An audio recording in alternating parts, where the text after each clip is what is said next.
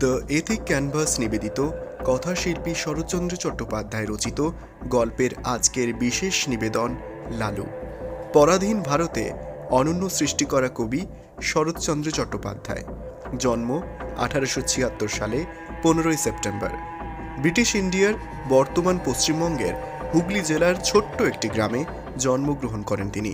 তাঁর লেখা উল্লেখযোগ্যগুলির মধ্যে দেবদাস অন্যতম। মহান এই কবি পরলোক গমন করেন 1938 সালের 16 জানুয়ারি।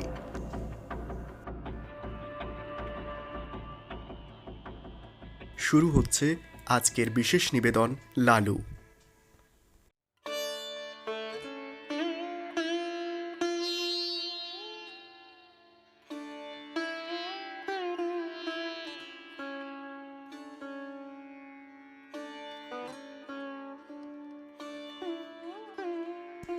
ছেলেবেলায় আমার এক বন্ধু ছিল, তার নাম লালু। অর্ধ শতাব্দী পূর্বে, অর্থাৎ সে এতকাল পূর্বে যে তোমরা ঠিকমতো ধারণা করতে পারবে না, আমরা একটি ছোট বাংলা স্কুলের এক ক্লাসে পড়তাম। আমাদের বয়স তখন 10-11। মানুষকে ভয় দেখাবার, জব্দ করবার কত কৌশলী যে তার মাথায় ছিল তার ঠিকানা নেই।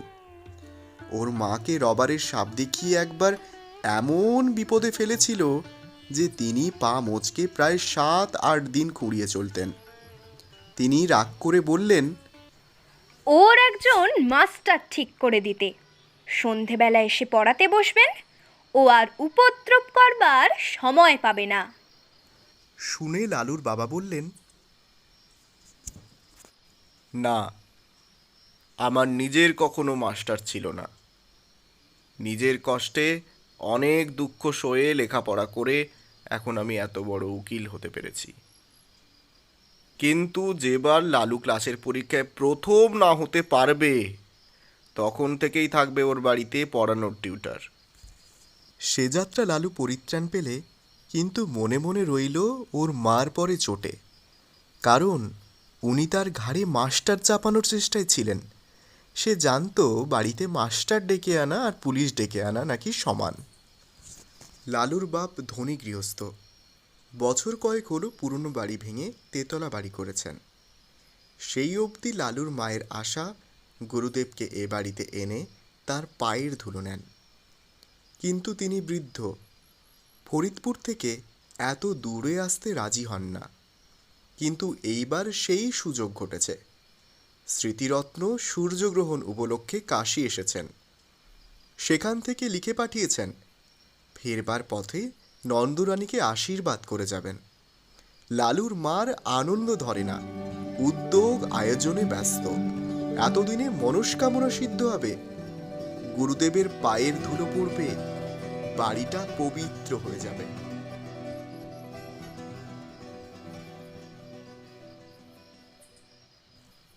নিচের বড় ঘরটা থেকে আসবাবপত্র সরানো হলো। নতুন ফিতের খাট, নতুন শয্যা তৈরি হয়ে এলো। গুরুদেব শোবেন। এই ঘরেরই এক কোণে তার পুজো আহ্নিকের জায়গা হলো। কারণ তেতলার ঠাকুর ঘরে উঠতে নামতে তার কষ্ট হবে। দিন কয়েক পরে গুরুদেব এসে উপস্থিত হলেন। কিন্তু কি দুর্যোগ! আকাশ সে কালো মেঘের ঘটা। যেমন ঝড় তেমনি বৃষ্টি, তার আর বিরাম নেই।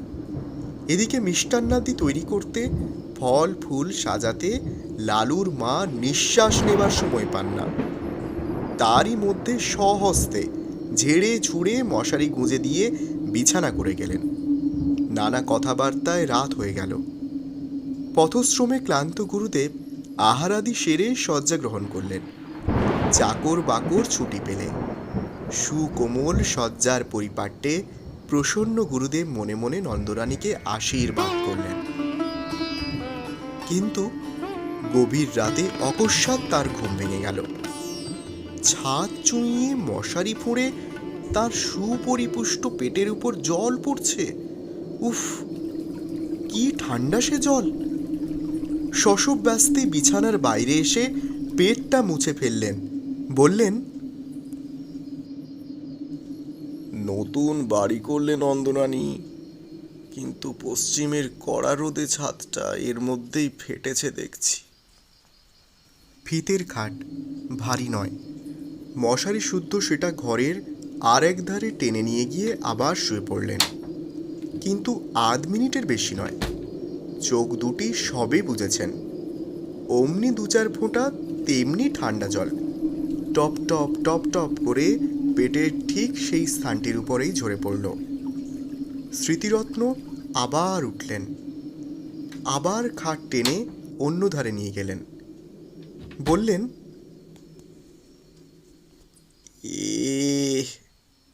ছাদটা দেখছি কোণ থেকে ও কোণ পর্যন্ত ফেটে গেছে। আবার শুলেন, আবার পেটের উপর জল ঝরে পড়ল।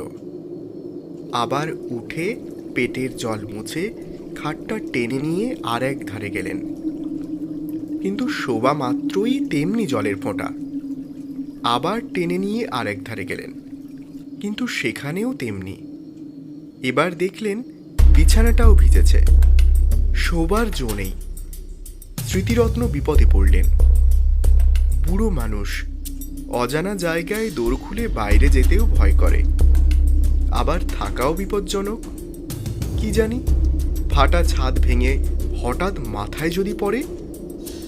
ভয়ে ভয়ে দোর খুলে বারান্দায় এলেন। সেখানে লণ্ঠন একটা জ্বলছে বটে, কিন্তু কেউ কোথাও নেই, ঘোর অন্ধকার। যেমন বৃষ্টি তেমনি ঝোড়ো হাওয়া। দাঁড়াবার জো কি? কোথায় চাকর বাকর? কোন ঘরে শোয় তারা? কিছুই জানেন না তিনি। চেঁচিয়ে ডাকলেন, নন্দরানী, এই নন্দরানী, কোথায় রে তোরা? নন্দরানী। কিন্তু কারো সাড়া মিলল না। একধারে একটা বেঞ্চি ছিল। লালুর বাবার গরিব মক্কেল যারা, তারাই এসে বসে। গুরুদেব অগত্যা তাতেই বসলেন। আত্মমর্যাদার যথেষ্ট লাঘব হল। অন্তরে অনুভব করলেন, কিন্তু উপায় কি? উত্তরে বাতাসে বৃষ্টির ছাঁটের আমেজ রয়েছে। শীতে গা শিরশির করে। কোঁচার খুঁটটা গায়ে জড়িয়ে নিয়ে পা দুটি যথাসম্ভব উপরে তুলে যথাসম্ভব আরাম পাবার আয়োজন করে নিলেন। নানাবিধ শ্রান্তি ও দুর্বিপাকে দেহ অবশ, মন তিক্ত, ঘুমে চোখের পাতা ভারাতুর। অনভ্যস্ত গুরুভোজন ও রাত্রি জাগরণে দু একটা অম্ল উদ্গারের আভাস দিলে উদ্বেগের অবধি রইল না। হঠাৎ এমনি সময় অভাবনীয় নতুন উপদ্রব। পশ্চিমের বড় মশা দুই কানের পাশে এসে গান জুড়ে দিলে। চোখের পাতা প্রথমে সাড়া দিতে চায় না, কিন্তু মন শঙ্কায় পরিপূর্ণ হয়ে গেল। কি জানি এরা সংখ্যায় কত? মাত্র মিনিট দুই।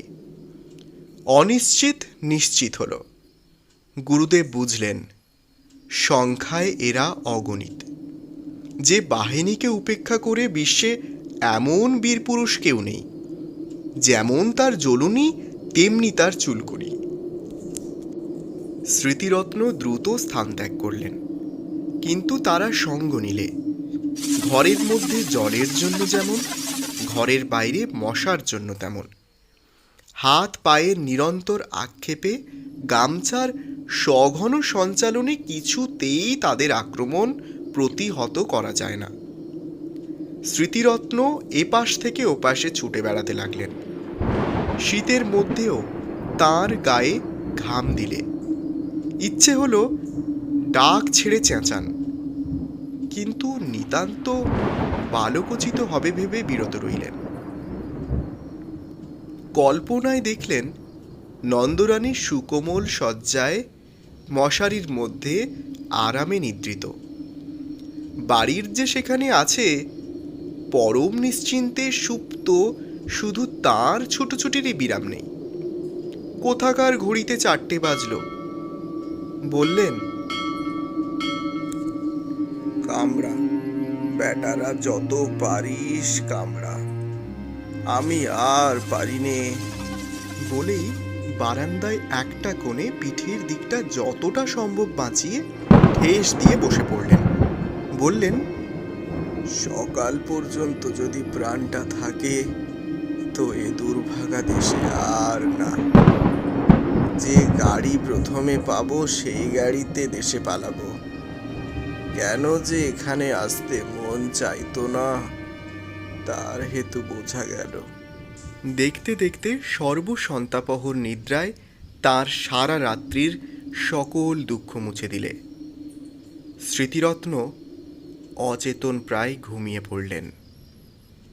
এদিকে নন্দরানী ভোর না হতেই উঠেছেন। গুরুদেবের পরিচর্যায় লাগতে হবে। রাত্রে গুরুদেব জলযোগ মাত্র করেছেন, যদিচ তা গুরুতর, তবু মনের মধ্যে ক্ষোভ ছিল। খাওয়া তেমন ভালো হয়নি। আজ দিনের বেলা নানা উপাচারে তা ভরিয়ে তুলতে হবে। নিচে নেমে এলেন, দেখেন দোর খোলা। গুরুদেব তার আগে উঠেছেন ভেবে একটু লজ্জাবোধ হলো। ঘরের মধ্যে মুখ বাড়িয়ে দেখেন তিনি নেই। কিন্তু এ কি ব্যাপার? দক্ষিণ দিকের খাট উত্তর দিকে, তার ক্যাম্বিসের ব্যাগটা জানালা ছেড়ে মাঝখানে নেমেছে। কোষাকুষি, আসন প্রভৃতি পূজা আহ্নিকের জিনিসপত্রগুলো সব এলোমেলো, স্থানভ্রষ্ট। কারণ কিছুই বুঝলেন না। বাইরে এসে চাকরদের ডাকলেন, তারা কেউ তখন ওঠেনি। তবে একলা গুরুদেব গেলেন কোথায়? হঠাৎ দৃষ্টি পড়ল, ওটা কি? এক কোণে আলো অন্ধকারে মানুষের মতো কি একটা বসে আছে না? সাহসে ভর করে একটু কাছে গিয়ে ঝুঁকে দেখেন তার গুরুদেব। অব্যক্ত আশঙ্কায় চেঁচিয়ে উঠলেন, ঠাকুর মশাই, ঠাকুর মশাই! ঘুম ভেঙে স্মৃতিরত্ন চোখ মেলে চাইলেন, তারপরে ধীরে ধীরে সোজা হয়ে বসলেন। নন্দরানী ভয়ে, ভাবনায়, লজ্জায় কেঁদে ফেলে জিজ্ঞাসা করলেন, ঠাকুর মশাই, আপনি এখানে কেন? স্মৃতিরত্ন উঠে দাঁড়িয়ে বললেন, সারা রাত দুঃখের আর পার ছিল না যে মা। কেন বাবা? বাড়ি করেছো বটে মা, কিন্তু ছাদ কোথাও আর আস্ত নেই। সারা রাতের বৃষ্টি বাদল বাইরে তো পড়েনি, পড়েছে আমার গায়ের উপর। খাট টেনে যেখানে নিয়ে যাই সেখানেই পড়ে জল। পাছে ছাদ ভেঙে মাথায় পড়ে, পালিয়ে এলাম বাইরে, কিন্তু তাতেই কি রক্ষে আছে মা? পঙ্গপালের মতো ডাঁশ মশা ঝাঁকে ঝাঁকে সমস্ত রাত্রি যেন ছুবলে খেয়েছে। এধার থেকে ছুটে ওধার যাই, আবার ওধার থেকে ছুটে এধারে আসি।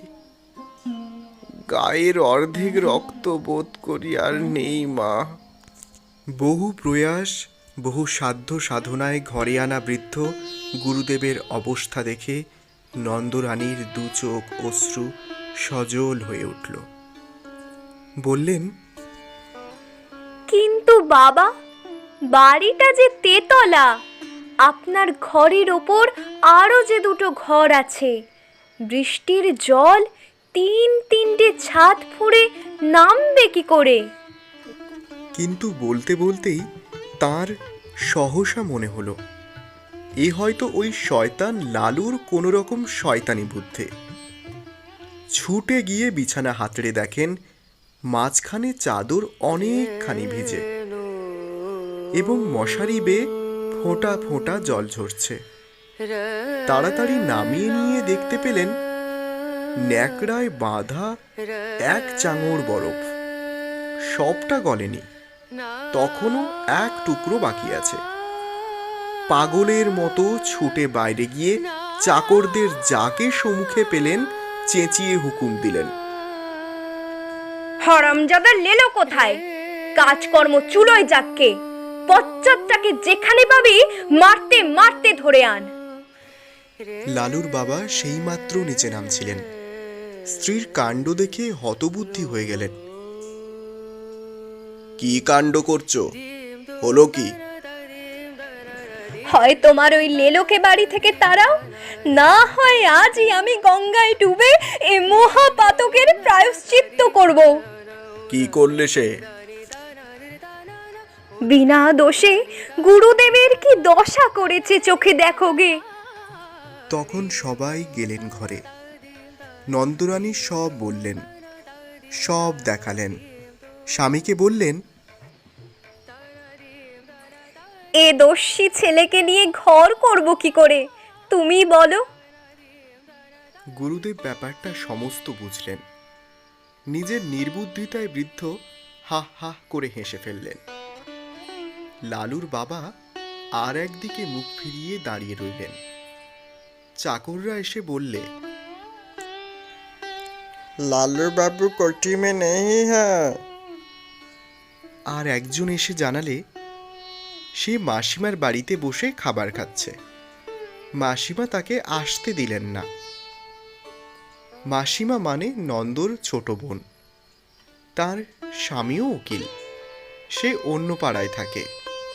এরপরে লালু দিন 15 আর এ বাড়ির ত্রিসীমানায় পা দিলে না।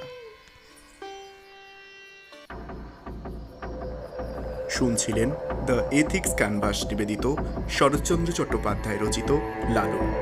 গল্প পাঠে অনন্যা ও সৌরভ। টেকনিক্যাল সহযোগিতায় শেখ সোহেব আলী। সমগ্র পরিকল্পনা ও পরিচালনায় বিশ্বনাথ। ভালো লাগলে চ্যানেলটি অবশ্যই লাইক, শেয়ার এবং সাবস্ক্রাইব করবেন। ধন্যবাদ।